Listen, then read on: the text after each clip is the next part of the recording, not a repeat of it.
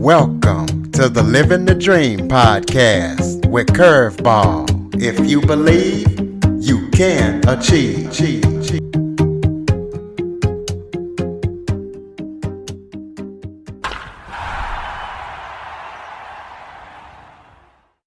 Welcome to the Living the Dream with Curveball podcast, a show where I interview guests that teach, motivate, and inspire. Today, we're going to be talking about content marketing as I am joined by a personal finance advisor, author, and content marketing specialist, John Egan. John is the author of the book, A Guide to Strip Down Marketing Content. So we're going to be talking to him about his expertise on that. John, thank you so much for joining me today. It's my pleasure. Thank you. Why don't you start off by telling everybody a little bit about yourself? Well, sounds like we've got some things in common. I grew up in the Kansas City area and you're in Wichita. And I started off my career as a newspaper reporter and editor. And then I did content marketing for 3 companies following a period of time as a freelancer. And now I'm doing content creation and content marketing strategy on my own. Okay, so what made you want to get into content marketing, and what did you do as a journalist? Oh, well, so I was a newspaper reporter to start off with. And for most of the time, I covered state government in Missouri. So I was covering the governor's office, the House of Representatives, and various other agencies within state government. And it was very interesting. I learned a lot from it. And then I went on to be in different editing positions, including editor-in-chief at the Austin Business Journal. And now that I'm a freelance writer, I specialize in personal finance, but that's not the only thing I write about. So it's been kind of all over the map. Yeah, you have. And that was going to be my next question. You talk about the things that you've written regarding personal finance. Oh, gosh. I've written a lot about how to properly use credit cards, how to take out mortgages, how to get out of debt. There are a lot of common questions that people have that the various outlets I write for want to answer. And, people are searching for that online. And many times they're in a very desperate situation and they just don't know what to do, or maybe they're confused about what to do. And they have, a sense of what will help them get out of debt, for instance. But it can be very confusing, especially if you don't understand how interest rates work and, how much debt do I actually have? And, I've learned a lot about it, and there's still stuff I learn all the time. So nobody is ever going to be able to say 100% that they know everything there is to know about personal finance. Well, can you explain to people real quick, how do interest rates work? So interest rates for credit cards and loans, it's kind of a trickle down effect. So when you hear about the Fed raising interest rates, that's like the prime rate for what banks charge each other for interest when money goes back and forth between the two of them. And typically what happens is if interest rates go up at that level, then credit card companies, lenders, anybody that you borrow money from probably will raise their interest rates. But at the same time, a lot of banks and credit unions and other financial institutions are raising their interest rates on savings. So there's a little bit of a situation where you're getting some advantage from the interest rates going up, but a lot of times if you have a lot of debt, that extra interest you're getting on your savings is not going to offset all the interest you're paying on debt. Well, let's talk about some content marketing. How can a business be successful at content marketing? One of the ways a business can be successful at content marketing is doing it and sticking to it. That's the most important thing, is you need to stick to a routine. Let's say you have a blog. Well, you should post however often you feel comfortable with, but audiences will expect a certain rhythm to the content. So if you say you're going to post once a week, then post once a week. If people have come to expect twice a week, then do it twice a week. Then you have to figure out how to promote that content. So it may be that you promote that through social media. Maybe you do a video in conjunction with a blog post. There are all sorts of ways to get your content out there. But any business that is either starting off with content marketing or is grappling a little bit with about how to do it, I'd say just start at the basics. Don't get fancy, and use the formats that your audience wants. So there may be some brands that have audiences that prefer video content or TikTok. You may have others that are all about, they love blog posts. So don't try to do something that isn't going to resonate with your audience. Well, let's talk about some of the top content marketing trends right now to tell us about them. Well, I think one thing to keep an eye on is TikTok. TikTok has grown substantially in popularity. There's some discussion, so to speak, about whether that platform will get banned in the United States at some point because it's a Chinese owned entity. So we don't know, but if your audience likes TikTok and that's where they consume a lot of content, then you should be there now. But just be prepared for the fact that it may not be around at some point in the future. So don't put all your eggs in the TikTok basket. Another trend I think to look out for is Twitter. I mean, Twitter just changed ownership. Elon Musk bought it for $44 billion. And it remains to be seen what's going to happen with the platform. He's already made a lot of changes, but we don't know what the effect is going to be exactly on content marketers. So that's one to watch as well. And I think another thing that both of those instances point out is that you really need to have your content somewhere. You may use TikTok, you may use YouTube, you may use Twitter, but you need to have some online entity where your content lives. So let's say chances are that's your website. So you should have at least some of your content living on your website so that if TikTok goes out of business, or if YouTube, something happens there, or if things change massively at Twitter, you're not left thinking, oh gosh, where am I going to put this content? So you need to own your platform, so to speak, in terms of where at least some of your content, or if not most or all of your content is. And maybe you post content first on your website and then share it on those platforms after it's already been put up on your website. So for those who might not know, explain to people exactly what content marketing is.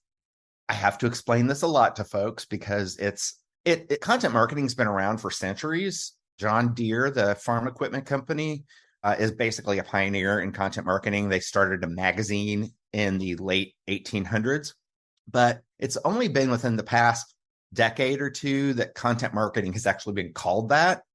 Brands have been doing this type of thing for a long time, but with the explosion of online platforms, the web, there's been a lot more attention to what it now is known as content marketing. Content marketing is basically brands putting content out there, again, in whatever format resonates with their audience and whatever platform they're comfortable with, to build brand authority, to build leads. You know, a lot of companies use their content to generate leads. You may have a desire to boost your online traffic, so that may be something you do with whatever content you decide on. YouTube videos, blog posts, ebooks.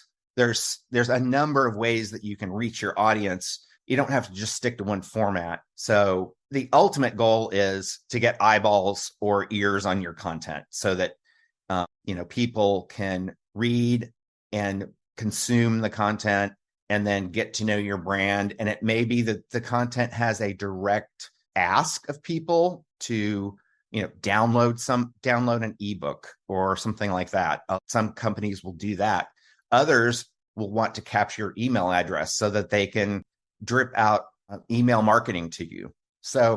And there are other brands that just want to generate more traffic for their website. So there are different ways that brands use content marketing and different formats that they use to get that content out there. Is it possible to do content marketing without a blog? Why or why not? Yeah, it is. I would say, though, that blogging is one of the most popular types of content consumed online. So I think you're missing an opportunity if you don't have some sort of blog presence. but it doesn't necessarily have to be on your own website. You could blog, for instance, on LinkedIn. They allow the opportunity on LinkedIn to create articles on there that you can then distribute, or you may decide that we'll live in a newsletter format. There's one called, oh gosh, I'm recalling the name of it, but there are several subscription newsletter services that you can get your client, your customer base signed up for, and they can get content that way. So there's different ways of looking at that. Does content marketing always lead directly to revenue? No, it doesn't. I've worked for companies where the goal for the content that we produced was not directly to generate revenue. It was to build brand authority, or it was to, build the visibility of the website, or generate links back to our website from authoritative websites, like media outlets. So depends on what your goals are. But if you do have revenue in mind as a primary goal, just know that that's not the only way you're going to be able to get revenue. There are other things you have to do: email marketing, advertising, whatever the mix you decide is best for you. But you can't say, oh, we're going to go all in on content marketing and that's what's going to drive our revenue. It's not going to happen that way. Well, let's talk about out attention spans. Explain to people what those are and why they are so short these days. Oh my gosh. I'm guilty of this too. We have very short attention spans because there's so much content out there. And I'm on Facebook, I'm on LinkedIn, I'm on Twitter, I'm on YouTube. And then you've got all the video streaming services and the regular cable channels and the regular TV networks and radio, and the list goes on and on. And so there's a lot of content out there that's fighting for our attention. And it's very easy for many of us, if not all of us, to get distracted by the content that's out there. And you may be reading something online and decide, oh, there's a really cool cat video that I just saw on YouTube. And so you jump over to YouTube. So it's a lot of it has to do with the fact that there's just so much out there and it's easy to get distracted by it. Well, tell listeners about your book. Tell us what we can expect when we read it and where we can get it. Well, the book is called The Stripped Down Guide to Content Marketing. And it is basically a nuts and bolts way of looking at content marketing for people who either never have done any content marketing or are fairly new to it. So it might be a startup, or it might be somebody who just joined a content marketing team and is doing content marketing for the first time. And it's basically designed to help you avoid the mistakes I've made, or at least some of them, and build on the lessons I've learned that have helped achieve success for brands I've worked with, and ultimately drive your brand in terms of brand authority, brand awareness. And in many cases, that can tie back to growing your revenue. Do you have any current or upcoming projects that you're working on that people need to know about? I'm just doing a lot of promotion on the book, which is the primary platform where you can get it is on Amazon. It's available in paperback, hardcover, and ebook format. So there's 3 different formats you can buy. Go out your contact information. How can people contact you or check out what you're up to? The best way to reach out to me would be through my website, which is johnegan.net. That's JOHNEGAN.net.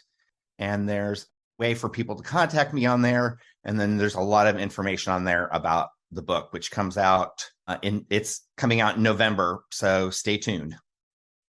Give us some final thoughts, maybe something that I failed to touch on that you would like to talk about, or any final thoughts that you have for the listener. I do think it's important, kind of going back to what you're saying about distraction, to make sure that the content you create is what your audience is looking for. You need to be answering questions that they have, that you need to be informing them, enlightening them, entertaining them. They'll keep coming back for more if you're giving them what they want. But if you go off on tangents and not produce the kind of content that they're interested in, then they're not going to come back. They're not going to consume that content. And then you'll be wasting your time and energy and money producing content that doesn't produce the results you want. Ladies and gentlemen, johnegan.net. Please be sure to check out his book when it comes out. Follow, rate, review, share this episode to as many people as possible. And if you enjoyed this episode or you enjoyed this show, please be sure to tell a friend. John, thank you so much for joining me today. Thank you. For more information on the Living the Dream podcast, visit www.djcurveball.com. Until next time, stay focused on living the dream.